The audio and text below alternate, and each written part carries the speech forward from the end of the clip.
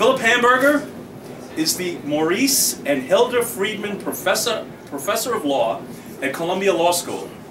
He is a scholar of constitutional law and its history, and his publications include Separation of Church and State, Law and Judicial Duty, is Administrative Law Unlawful. That's his latest work, and that's sort of the subject of your talk tonight.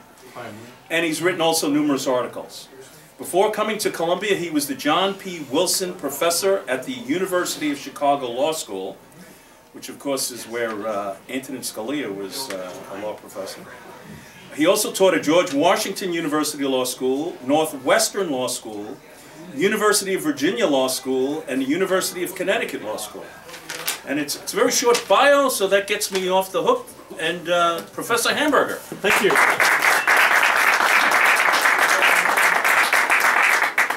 I can't help taking advantage of this opportunity. Behind a bar is just more than I can resist. Sort of like law school. Exactly. That's why I was a member of the bar, as one of you pointed out earlier. So my talk today, I should come out from in front of this, I suppose. My talk today is based on my book, Is Administrative Law Unlawful? It's the title of the book. If you want it, you can get it from Amazon or the University of Chicago. And my goal is just to introduce the topic.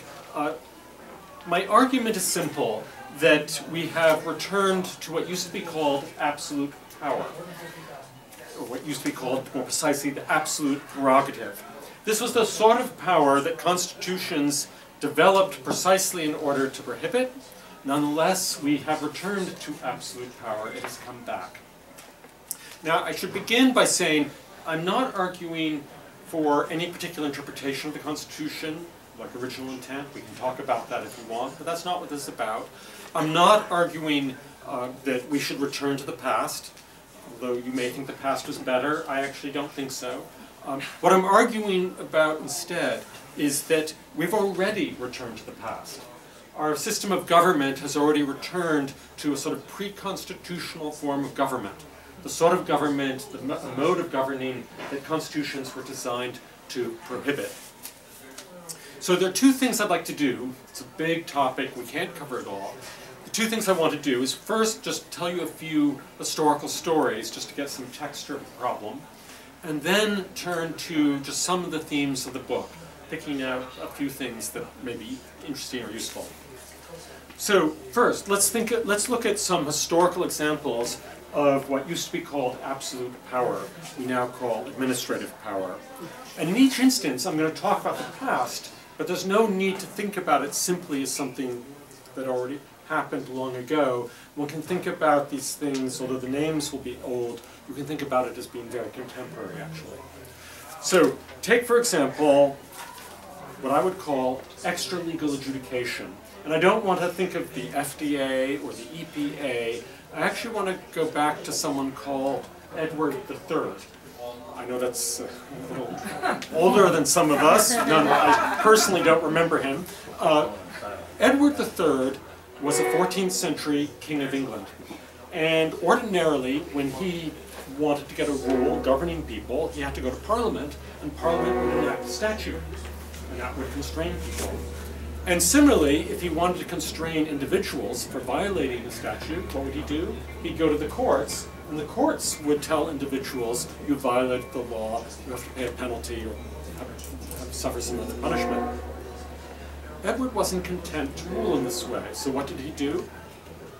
He turned to extra-legal modes of adjudication. He particularly didn't want to go through the courts. So he would haul individuals into what was called the King's Council, an early prerogative or administrative body, and would summon them, force them to testify, and would punish them there. Parliament had some doubts about this, because this is not the way ordinarily you proceed against people. You work through the law and through the courts, and he was working outside the law, outside the courts. So Parliament in 1354 adopts the first due process statute. We think of due process as part of our Constitution, as part of our constitutional rights, and being very American. It's actually quite old. And it develops in response to this prerogative of our administrative power. Today, the courts will tell you that the due process of law is essentially about the standard in courts of law, and it doesn't really apply directly to administrative proceedings. When you complain about administrative adjudications, you know what they'll tell you? They'll tell you you get all the process that is due. Translation, very watered down. So if we took some of the scotch here and poured half gallon of water into it, it's not much scotch left. That's all the process that is due. Of course, Edward III didn't pay attention to the 1354 statute, so what does he do? He keeps on going, working through his council, and Parliament responds in 1368 with a second due process statute. And the second due process statute required, you can find a quotation here, none shall be put to answer without due process of law. Translation, that means you can't go through a prerogative or administrative body. I can show you the results, because we have the legal records that go back to 1194. It's astonishing.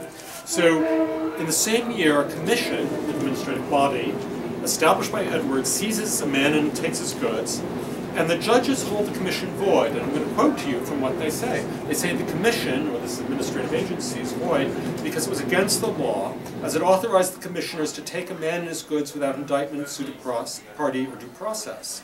In other words, extra-legal adjudication, adjudication that doesn't go through the courts but by some extra-legal other means, is void and is unlawful. And that's already in the 14th century. Okay, let's take one more example. And this time it's an example not of extra-legal adjudication, but of extra-legal lawmaking or rulemaking. This time we're going to get very modern. We'll go up to, have you guys heard of Henry VIII? Yeah. Henry VIII, almost a contemporary. So Henry VIII was a big guy. He did not like to be constrained by operating through law or through the courts. And he liked, therefore, to govern people through what he called his proclamations. These are like what we would call executive orders or administrative rules. Yeah. And the awkwardness was his judges told him, oh, I like this from the audience, thank you. I want to hear that enthusiasm. So the judges actually give him an advisory opinion, saying, you know, this is unlawful, you can't do it. So what does Henry do? He goes to Parliament, and in 1539 he gets them to adopt what is called the Act of Proclamations. It's an act that delegates to Henry the power to make rules in his proclamations that are binding as if they're statutes. That looks very much like the modern delegation of administrative rulemaking power. But it was different. Parliament more or less acknowledges in the statute, and everybody knows, that this is absolute power because it's operating not through the law but outside it, and that this is a rather extraordinary form of statute. And in fact, as soon as Henry dies, Parliament abolishes the statute. And far from being a model for delegated lawmaking power, the statute comes to be recognized as the single most unconstitutional statute ever adopted in English history. So David Hume, who's no Whig, says, and quote, when Parliament gave to the King's proclamation the same force as to a statute enacted by Parliament, it made by one act a total subversion of the English Constitution. That's no model for us. So what I'd like to do now, after just looking at these old examples, to show us, I hope, that what we call administrative power actually is very ancient. It was called prerogative power, we call it administrative power. I now want to talk about some of the themes of my book. And this is sort of a top 10 list. It's not in any particular order. And it's not as amusing as David Letterman. On the contrary, it's all rather sad. So first, administrative power is extra-legal, super-legal, and consolidated. What do I mean by that? It's extra-legal in that it doesn't bind us through law, but through other extra-legal means. Normally the way that one binds people is through an act of the legislature and through an act of the court. Through administrative power, as through prerogative power, one's constrained through extra-legal means, through avenues of power not imagined by the Constitution.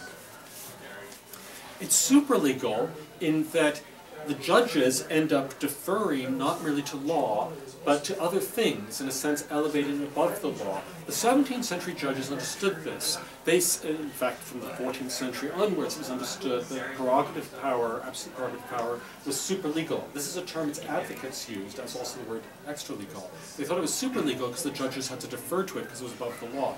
Nowadays, judges would never say that administrative power is above the law. but they defer to it as if it were above the law. And of course it's consolidated. Administrative power takes the power of each of the three branches of government and unites it in a single agency, so that an agency can make rules, can prosecute as if it were the executive, and adjudicate it as if it were the judiciary. Now, unfortunately, we often talk about separation of powers very loosely, and interestingly, our Constitution never mentions separation of powers, and with good reason. It does something much more precise. It gives us specialized powers. It takes specialized powers and puts them in specialized parts of government. And unfortunately, administrative power consolidates these all into one part of government.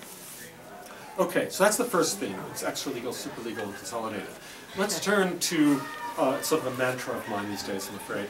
Let's turn to a second theme, which is that administrative power revives absolute power.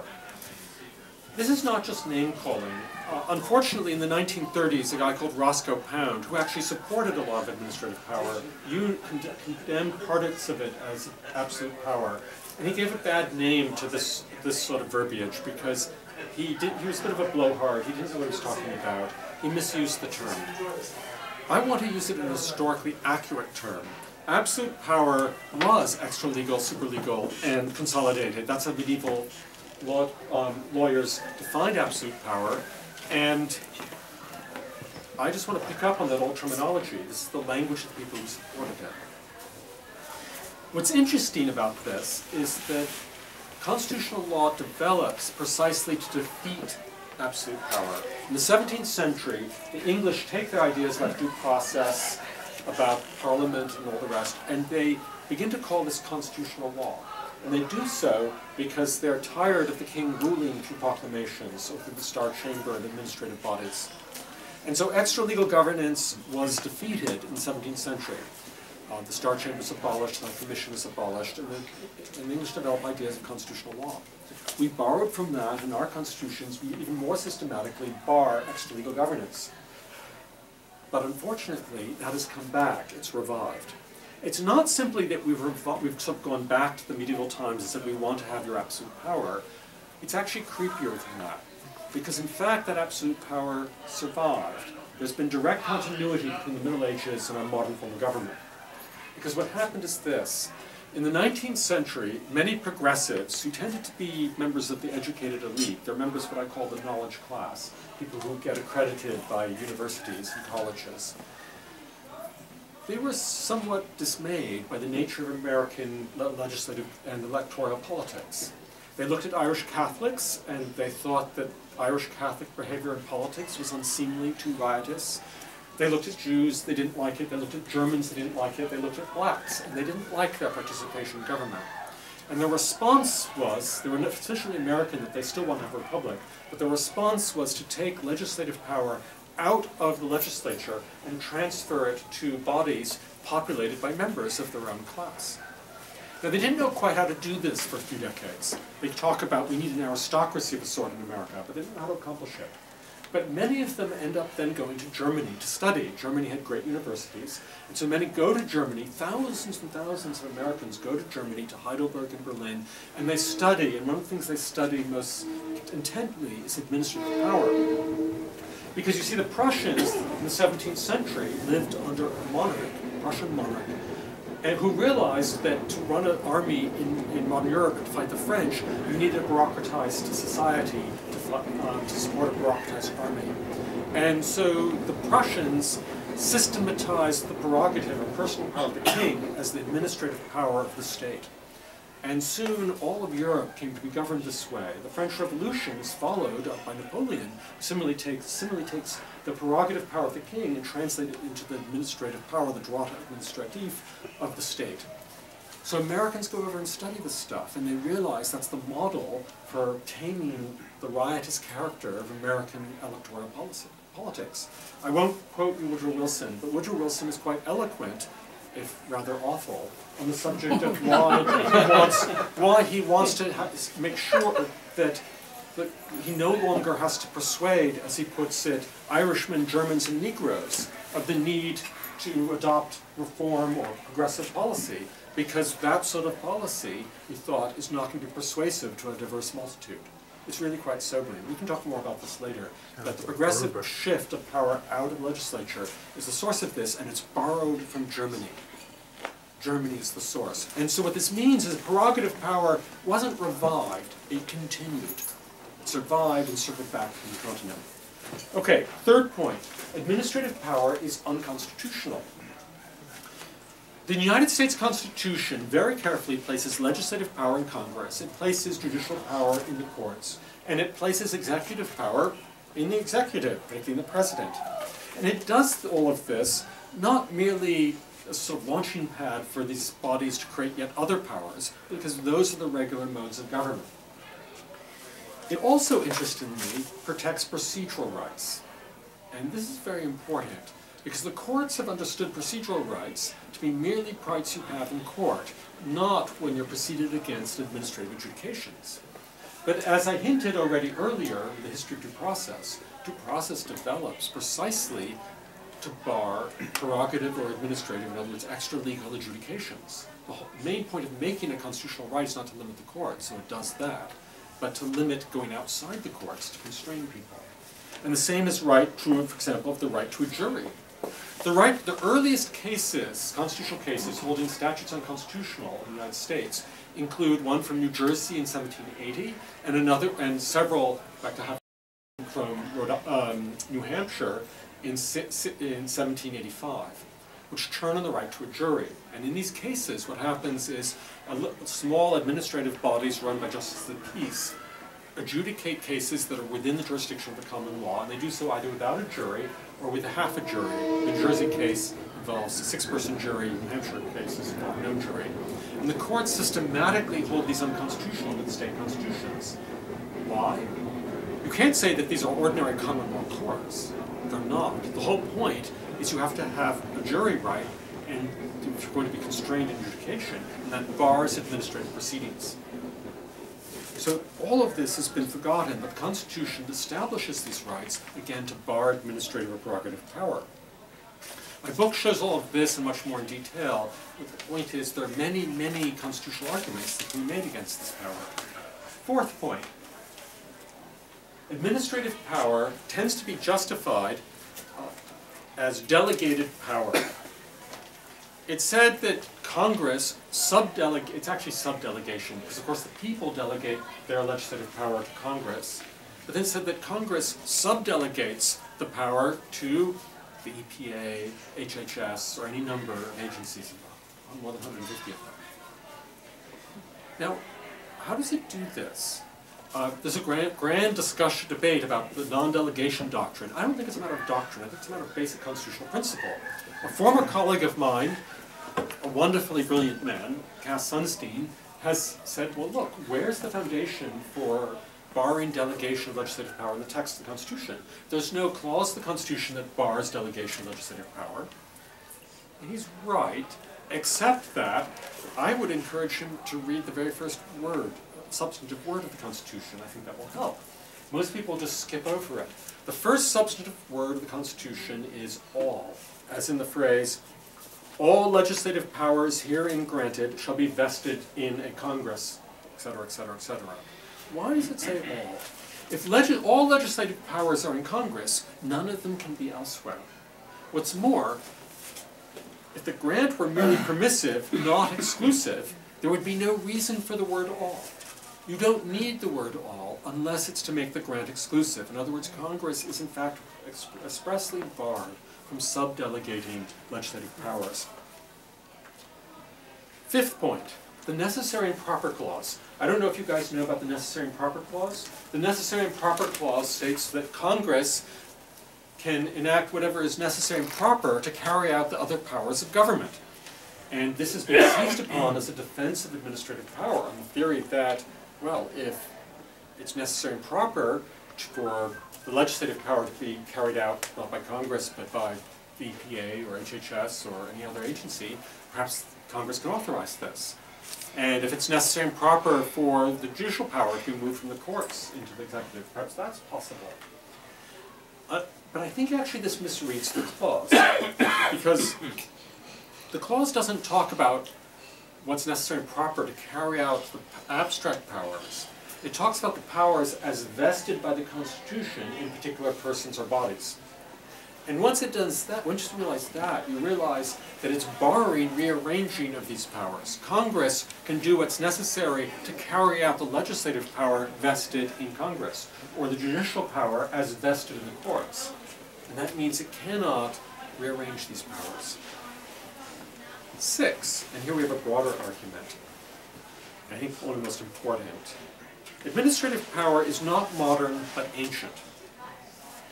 So administrative power ordinarily is justified as a modern power developed in order to meet the exigencies of a modern society. Modern society that is so complex, we need to have a new modern sort of power to control it all. Well, that's odd. And the reason that it's odd is because administrative power really is just a continuation of absolute power. It's extra-legal power, which survived from the Middle Ages of the continent and then swung back to the United States. If that's the case, this is ancient. This is medieval, in fact. And that means there's nothing very modern about it. In fact, for 1,000 years, if you look at the history of the common law, the history of the common law is a 1,000-year effort to contain absolute power, to prevent people in government from exercising power extra-legally. In other words, not through statutes and not through the courts, but through extra-legal means, through the mere prerogative or command of an executive or a king. And all that administrative power is a revival of that prerogative or absolute power. This is actually very ancient, far from being modern. It's a revival of actually that which the common law and constitutional law long sought to prevent. 7th point. Administrative power is not necessary. So one of the curiosities of the modern argument for administrative power is that we need it. For whatever reason, you've just got to have people exercising this extra-legal power. How would we live without the FDA? How would we live without HHS? Much We better. need this. And you may doubt it, but you'll be reassured by the technocrats who need it. So, this is odd again. Kings used to say that their absolute power was necessary. In fact, necessity was the standard justification for absolute power. The theory was you can't contain yourself within the avenues of law. Those are too straight, too formal. You have to go outside those for emergencies, and indeed often just because of the complexities of life.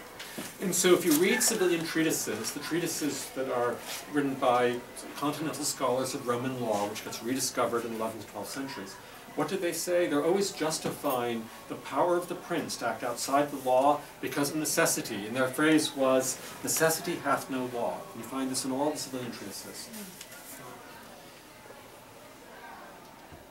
And the odd thing is, 20th century advocates of administrative power go back to that same justification. They borrow it from the Prussians, of course. But is this true? So necessity is an empirical question, and empirical studies are quite familiar to law professors and to courts. Courts deal with empirical questions all the time. They ask for proof, and they ask often very detailed proof. So my question is, if this is necessary, let's see some evidence. In fact, let's see some scientifically serious statistical data. That's what courts demand. That's what my fellow academics demand when they study anything. Why not also here? And this is really, I think, curious because for over 100 years we've had federal administrative power. And thus far, I have not seen any scientifically serious data to support the argument that administrative power is necessary. In fact, I've been begging for it. I've been asking people all over the country to show me such evidence. Perhaps I've missed an article or two.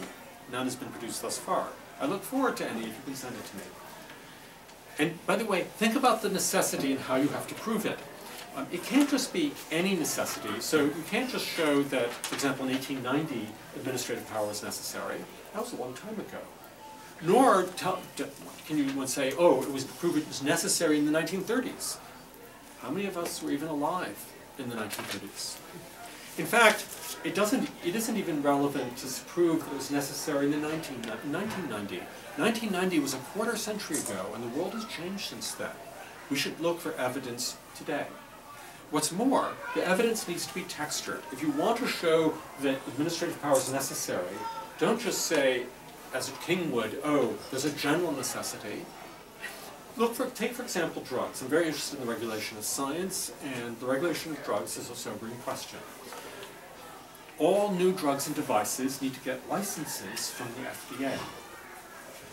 Now, most drugs, oddly enough, are different from one another. It's not as if the category drug describes something that is uniform and similar, so that if you prove the need for regulation of one drug, you also need licensing to regulate other drugs. So what we need is proof that there's a necessity as to each drug. And thus far, I haven't seen it. It's not forthcoming. Those who depart from the Constitution have the burden of persuasion. They need to show that administrative power is necessary, and they have not even tried. It's just a theological statement that administrative power is necessary. It's not been a matter of empirics. Okay, I think I'm going to skip some of the remaining issues. Let me just rush ahead to the last one. Let me just conclude. I can't count to 10, I guess.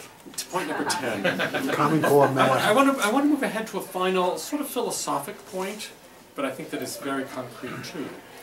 We should insist not on rule of law, but on rule through law. So it's a common phrase for people to say we need the rule of law. And I appreciate the concern for the rule of law, but that's actually a remarkably nebulous phrase. What does it mean? Anything authorized by law could be considered rule of law. Anything rule-like could be considered law, rule of law. What we really need is to go back to the principle underlying the Constitution, which is rule through law and through the courts of law. That's what the common law fight for 1,000 years was about. That's what our Constitution established. And we need to go back to that. And that means not extra legal power, not rule through mechanisms other than law. Rules that are not made by Congress is not rule through law.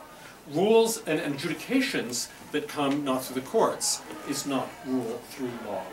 Of course, the government can engage in all sorts of rule-making, governing its own officers and distributing benefits, but if the government wants to constrain us, it has to act through law and through the courts of law. So I think at stake is something quite profound. Talking about administrative law is a quick way to put people to sleep, right? Administrative law, I'm already halfway asleep even mentioning the name administrative power. But in fact, something profound is at stake here, because it's the question of whether or not we will be ruled through law and through the courts of law, or whether we ruled through the commands or the edicts of administrative or other agencies. Anyway, thank you very much. I'm happy to answer any questions. Can you give us a first example of Congress subdelegating its legislative authority to? Yes. What would be the first example that you could? Oh, it happens every day. No, the first time. I mean. The first time it happens. Yeah. So, I suppose one might find an example in 1887 in the Interstate Commerce Act. Interstate Commerce Commission is established then. It's given judicial power. It's also given a rate-making power, which is somewhat like legislative power. 1902, there's a drug act that involves licensing, that authorizes licensing regulations. That could be viewed as a delegation. There are a few early instances. Notably, though, we think of these as progressive reforms that improve the country their lives better. The ICC in 1887, which is the first major federal administrative agency, ICC in 1887 was established not at the behest of the reformers, but at the behest of the railroad companies that were going to be regulated by it. There were two bills came up from the Senate. One established an act that set rates, and the other one established an administrative commission. And of course, the railroads wanted to be governed by a commission because they thought they could influence who would be on the commission. It was a captured body, and that's a common problem with these. At least in Congress, we can more or less have a working voting system. There's accountability. We know who our legislators are.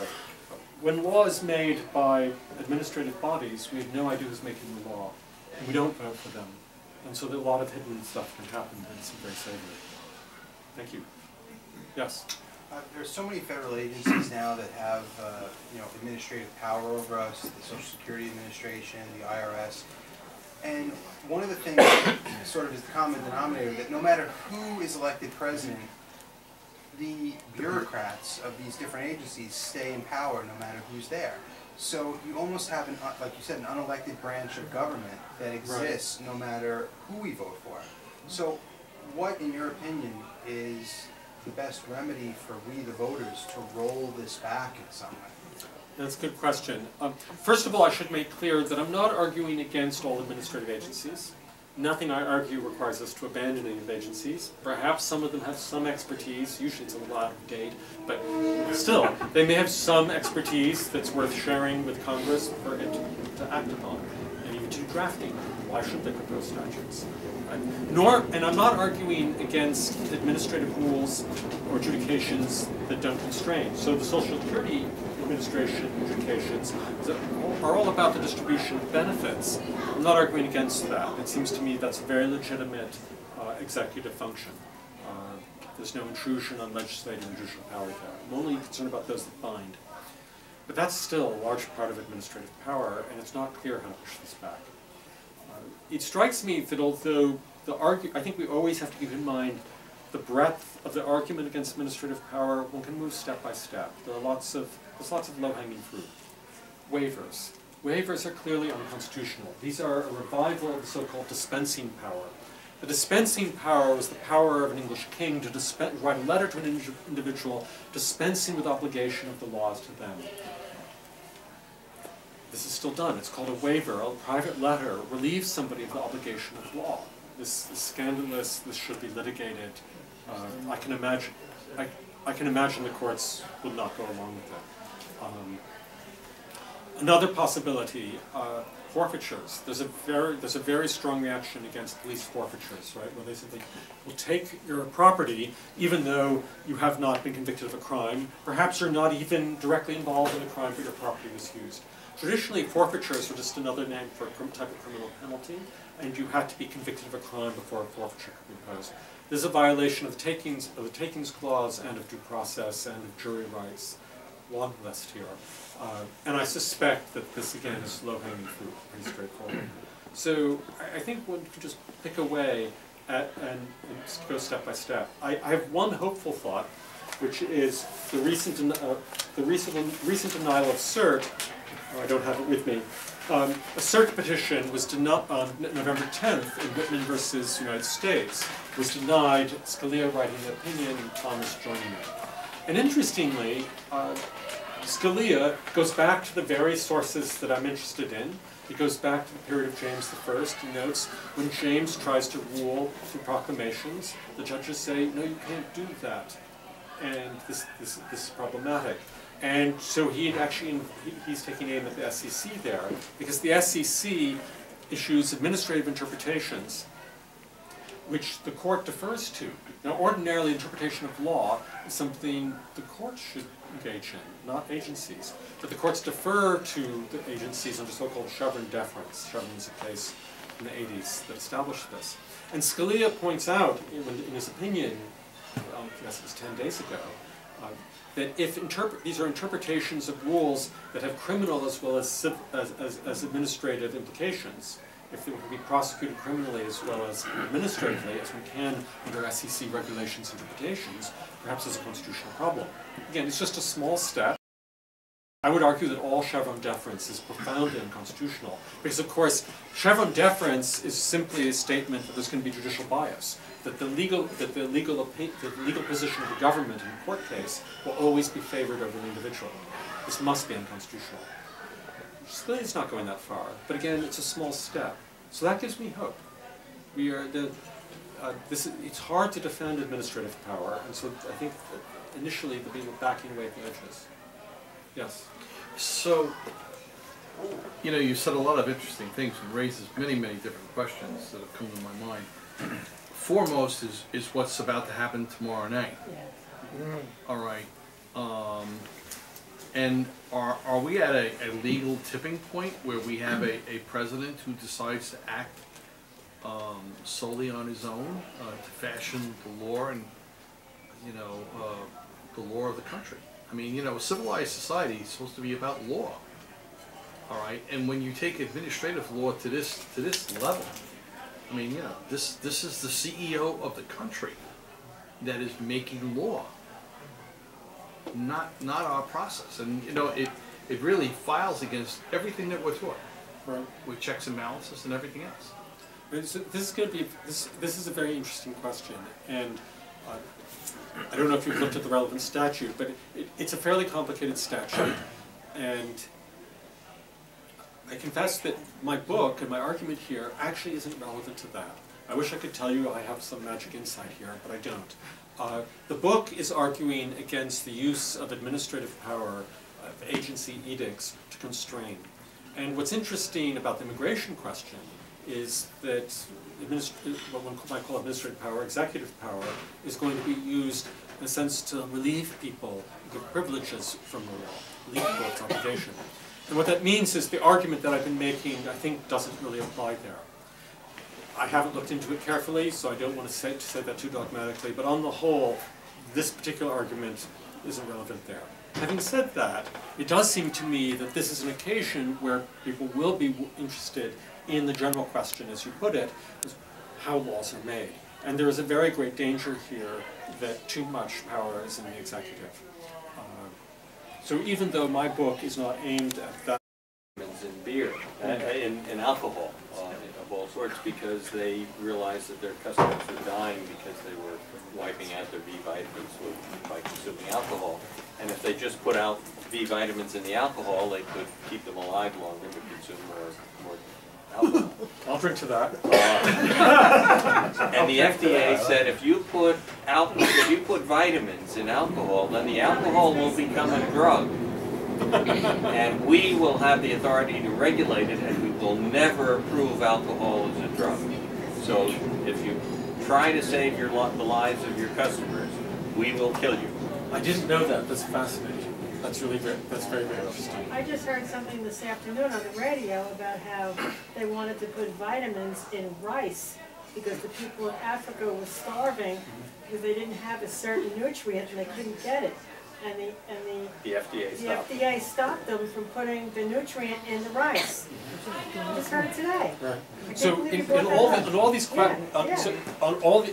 issues, I think there are layers of problems. The first one is licensing of drugs. I think licensing as a mode of regulation is singularly dangerous. Yeah, certification would be much, much better. Even certification I find problematic. Well, except that certification is non-compulsory. If you don't care to different. seek Right. the good housekeeping seal of approval, you can live without it. Private certification is another matter altogether. Yes. But government licensing actually is a very is a very problematic mode of regulation because it's both is used for lawmaking for the licensing regulations and adjudication, thus denying you a jury in the process of law.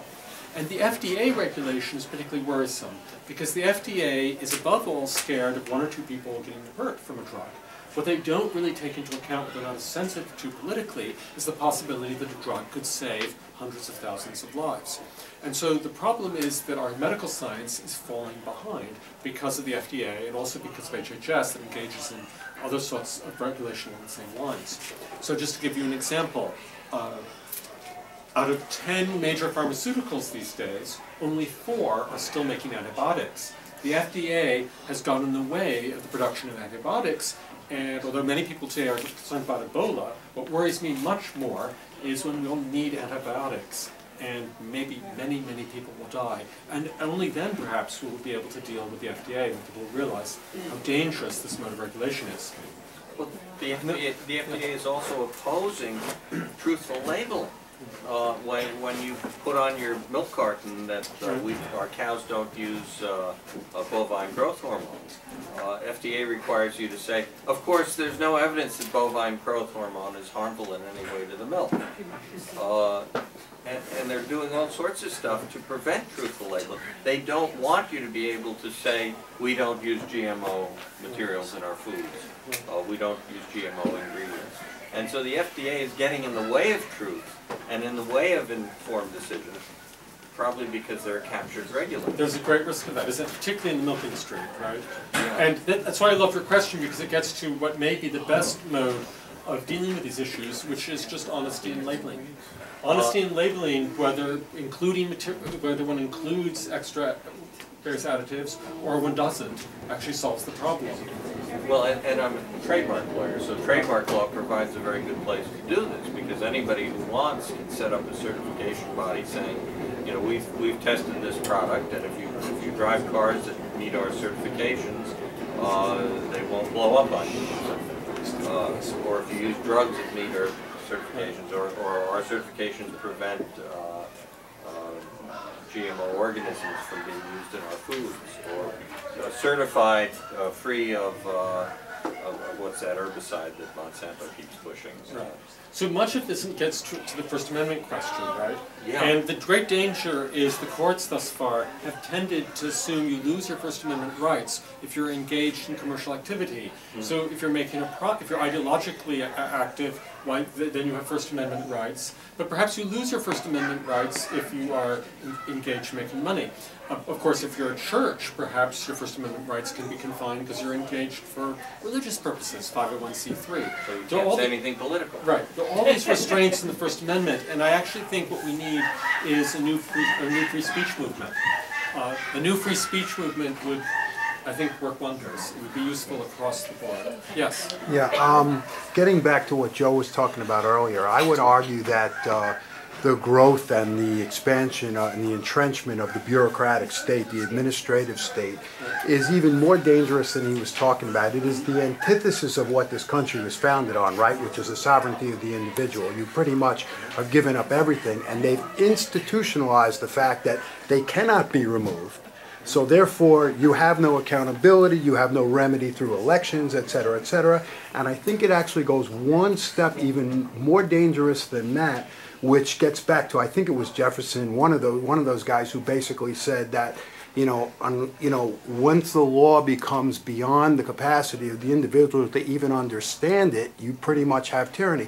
And if you take a look at, regardless of what you think about this healthcare law, okay, it was a 2,300-page law that on top of which there are now like 80,000 pages of regulations that were written by HHS, right?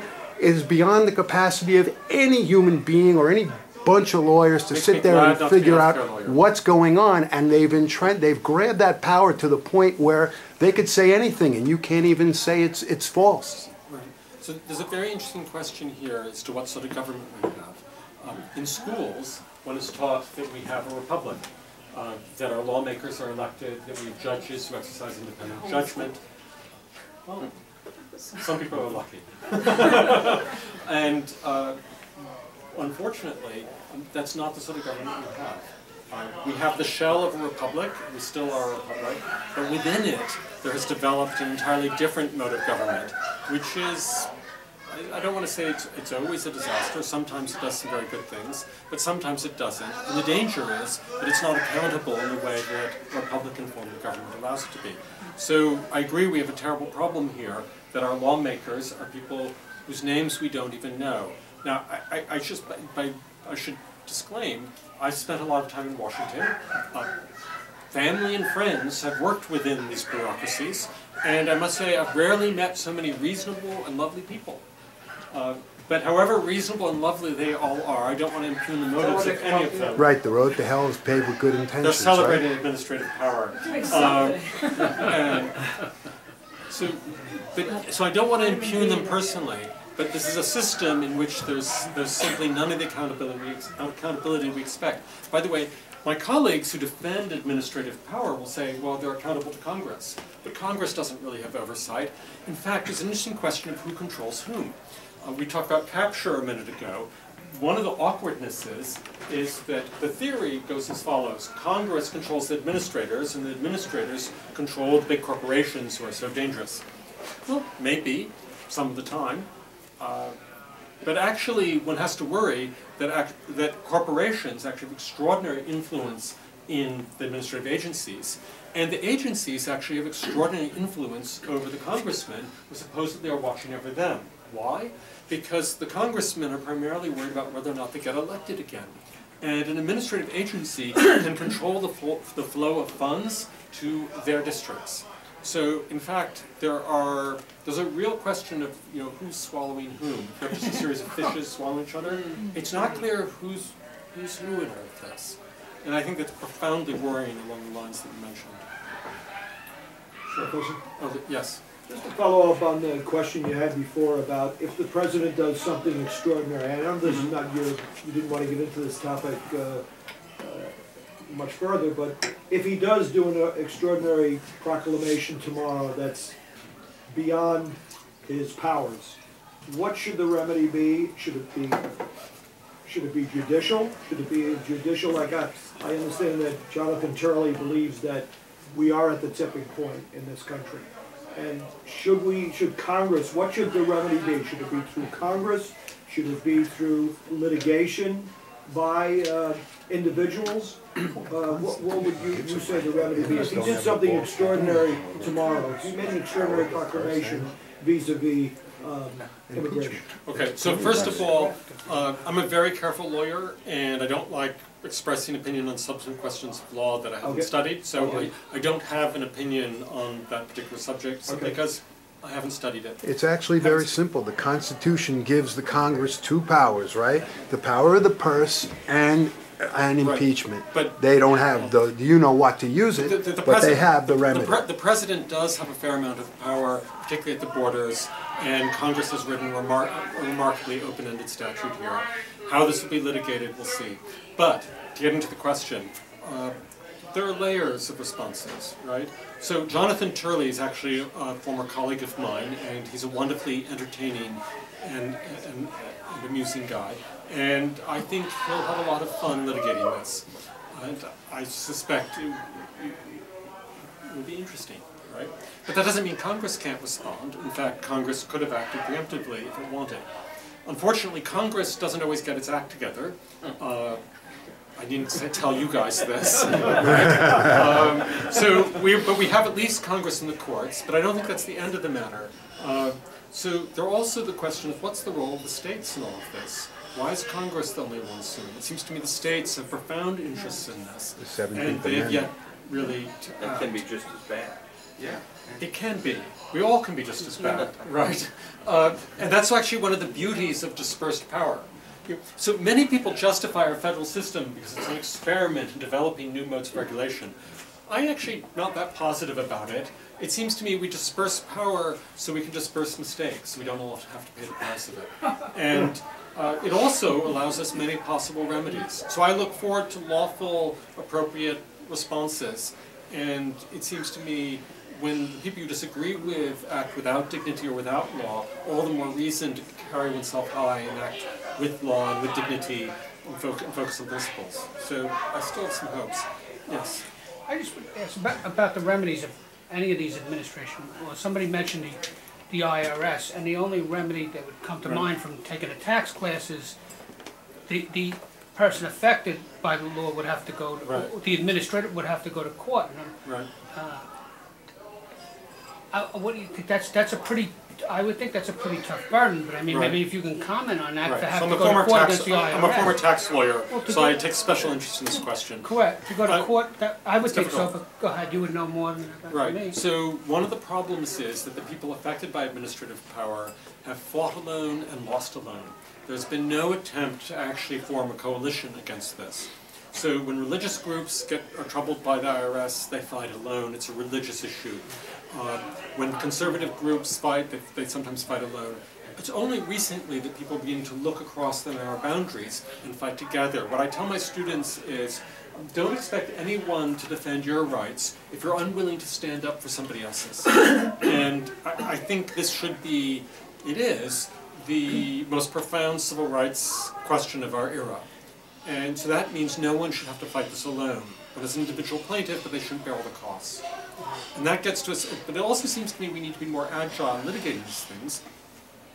Take, for example, 501c3. This is a section of the Internal Revenue Code which exempts charities, education, schools, and churches from federal taxes, federal income taxes. But it does so on the condition that churches, schools, etc., give up their right to campaign in elections and give up their ability to do substantial lobbying. The IRS carefully has avoided litigation on this for fear that it might lose in future cases. Should this stop one? No.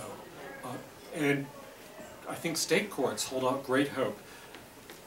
States, many states, have tax laws that piggyback on the 501c3. So, for example, the Texas state franchise tax, just to take one, allows you to church to be exempt from the franchise tax if it has a 501c3 letter declaring that it meets the requirements of 501c3. That means you can litigate the federal constitutional issue in a state court without being removed to federal court. There are many opportunities here to litigate these in inventive ways, and I look forward to that. Where would we shop for the forum? What? Where would we shop for the forum? I think Texas is fine. It seems to me that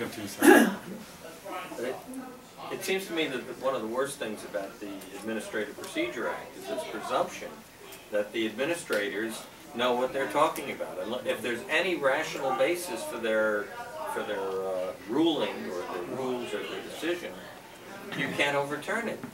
And that's a ridiculous standard to hold anybody to, because unless they're absolutely crazy, and provably so, their ruling is going to stand.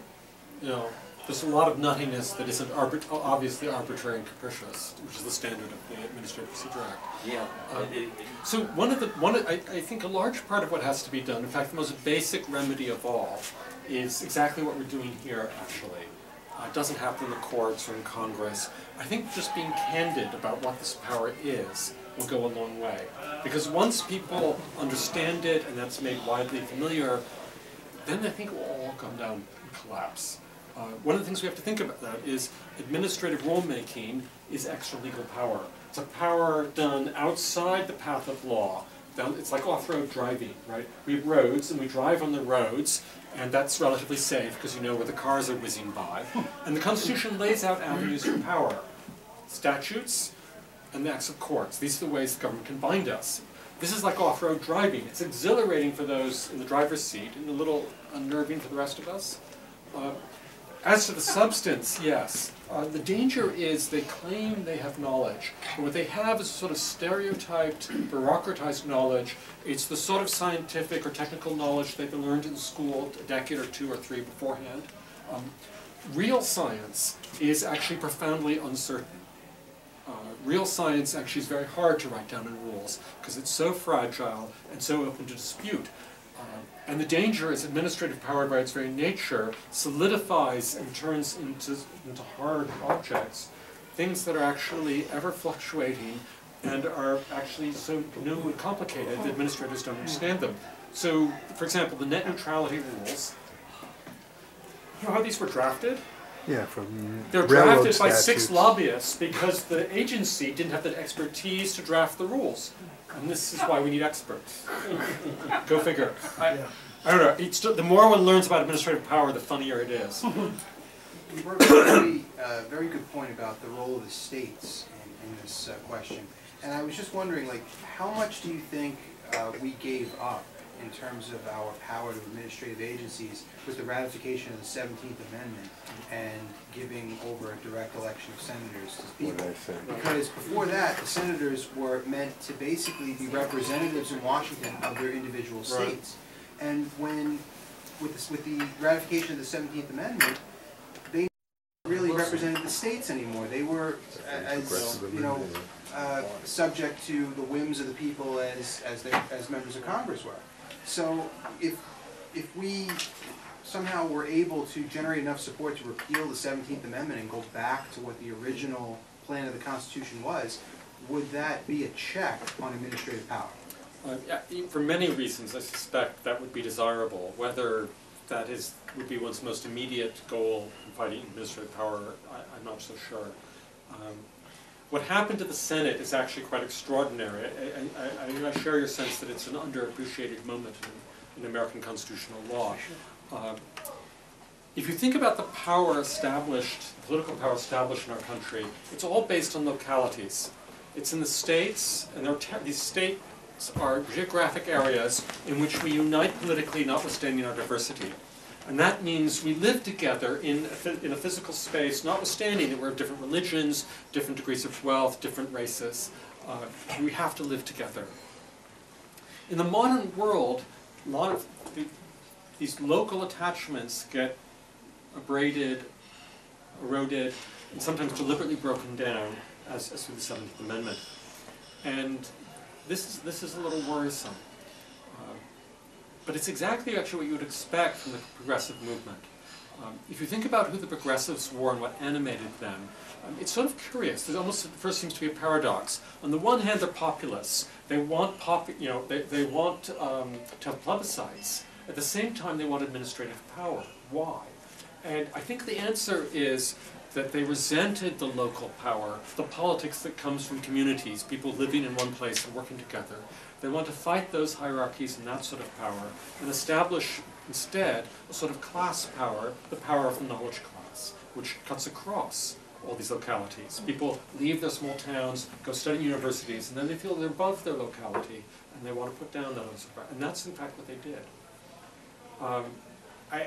If I may just use this to get to another point, there's something very disturbing that happens if you look at American history, in particular try to correlate the development of administrative power and the expansion of voting rights. Think about the expansion of voting rights. 1870, blacks, at least constitutionally, get the right to vote. 1920, women get the right to vote. 1964-5, blacks begin to get the real right to vote. And this is celebrated as a matter of equal voting rights, and rightly so. But what happens about 15 years after each of these dates? It's quite extraordinary. It's almost like clockwork. 15 years after blacks get the right to vote, and Woodrow Wilson is complaining about having the difficulty persuading Negroes and Irishmen and Germans, what happens? Administrative power is introduced at the federal level.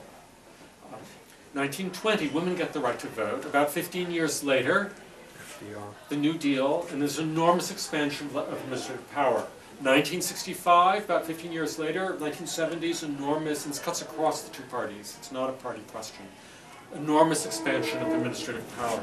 What seems to happen is that as the electorate is broadened, as we get real equality in voting in a republic, what happens is that there's a class that withdraws the legislative power. They simultaneously say we want equal rights in voting, but we're withdrawing legislative power out of the legislature into the hands of members of our own class.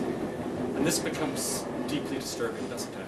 And so the 12th Amendment, I think, has to be understood in terms of this. And so I agree with you. There may have been very great losses there.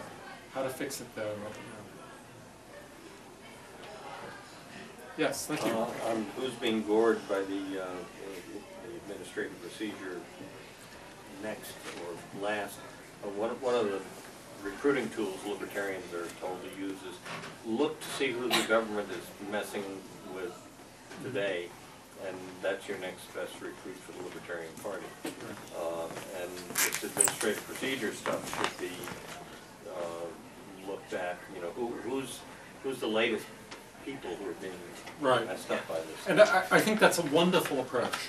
I'd actually take it a step further, not to recruit from anybody, but we all should be supporting whoever gets beaten up, even if we don't particularly like them. That will serve as recruiting, too. What? That will serve as recruiting. Indeed. So I'd love to see a free speech movement. I'd love to see an anti-administrative power movement. And rather than wait, as so many businesses have done, by the way, large number of businesses, whether it's in drug manufacturing, whether in agriculture, whether in the computer world, they accept administrative power. They think they can play the game, they won't get hurt. Then they get hurt and they litigate and they lose. And they're so surprised. Why did we lose? And the answer is they didn't stand up when somebody else got hurt, and so there isn't a broad claim. Yes? Ron Paul said when he went to the Chamber of Commerce and talked about the terrible power of the federal government, he found no objection to all this power. It was being used, for the most part, to suppress their small competitors. Indeed. Yes, there's a great danger here, isn't there? Perhaps, I don't know if there are more questions. I'd like to throw out just my own personal experience with administrative power in universities, because it's something most people don't know about. We have revived in universities, or HHS has revived in universities, 17th century style censorship. So Galileo, when he was studying the planets, was punished because he violated a licensing system.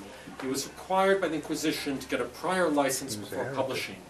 And if you think of what the First Amendment bars, more than anything else, it bars many things, but one of the things it most basically bars is you have to get prior permission before publishing.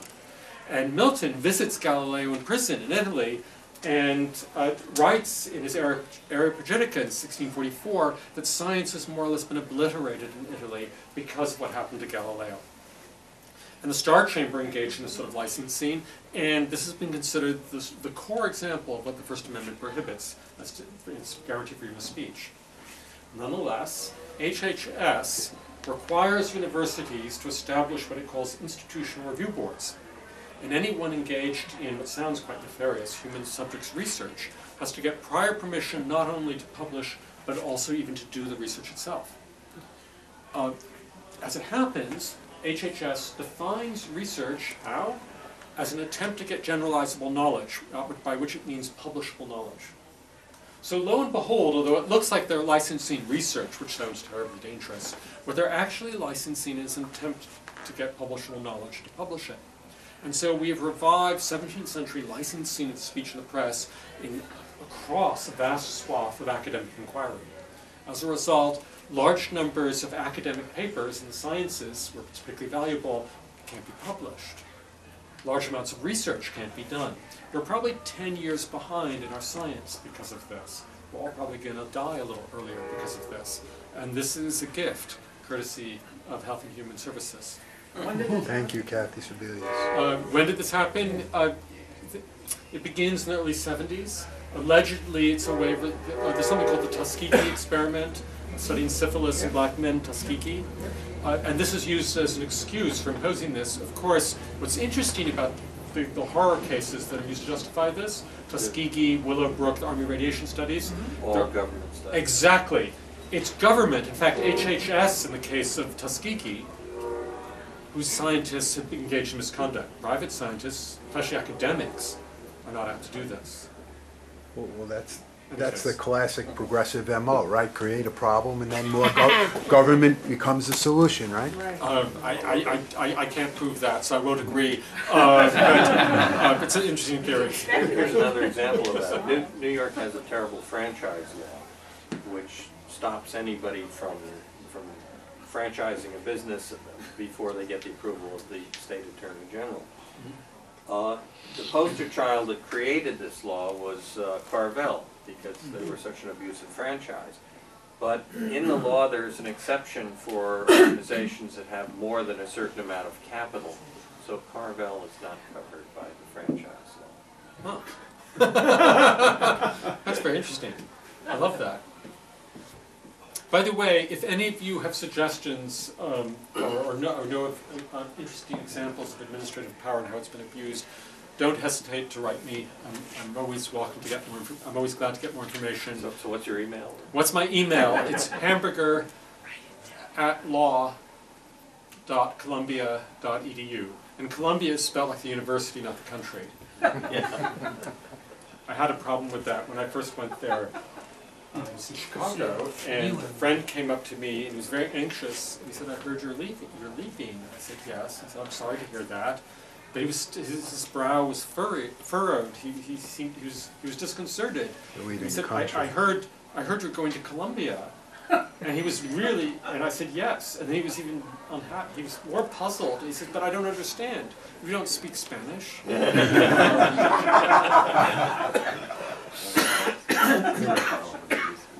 So please spell it right. Thank you very much. It's been a great pleasure. Thank you.